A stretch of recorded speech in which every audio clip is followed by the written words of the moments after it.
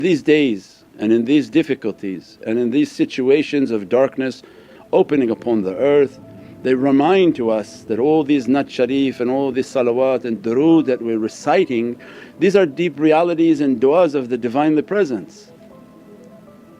And tonight when we recited Jinse bi ishq, and we've said many times but we say again, maybe it clicks for people again. Jins means your goods, your value. That the value of your soul, your body, your existence on this earth is bi ishqihim, bi ishq Sayyidina Muhammad. Now think in the common sense, what Allah cares of what you have? What Allah cares of how much you prayed and how many books you memorize and how much you think you know the fiqh and how many hadiths you memorized and how much of the Qur'an you memorized. All of how many hajj you made, how many umrahs you made, think of everything. Common sense, what Allah wants to do with that? Put on trophy somewhere? What Allah going to do with that? But what Allah wants is that all of that should have given you an immense value in my Divinely Presence. Because what does Allah value? Very, very common sense. All the fiqh guys, they can hear this talk because we know they're all watching.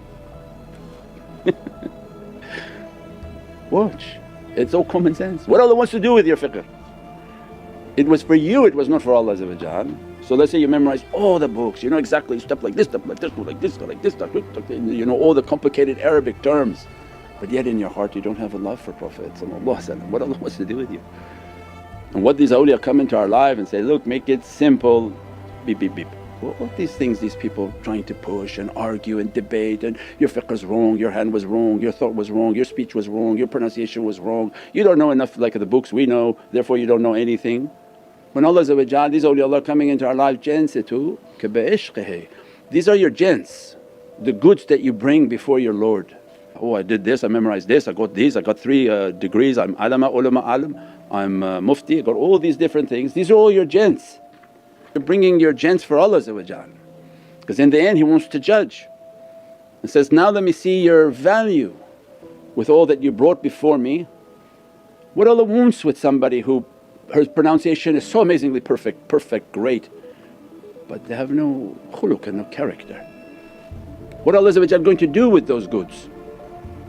Because you don't know who the kingdom belongs to. What Allah wants to do with you?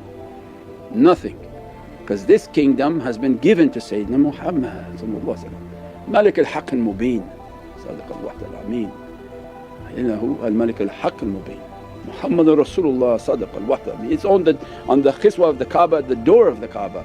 Even the ones who don't like Prophet their heart is compelled to write the verses on the door of the Kaaba, which is the heart of Prophet al-Malik al-Haqq al-Mubeen.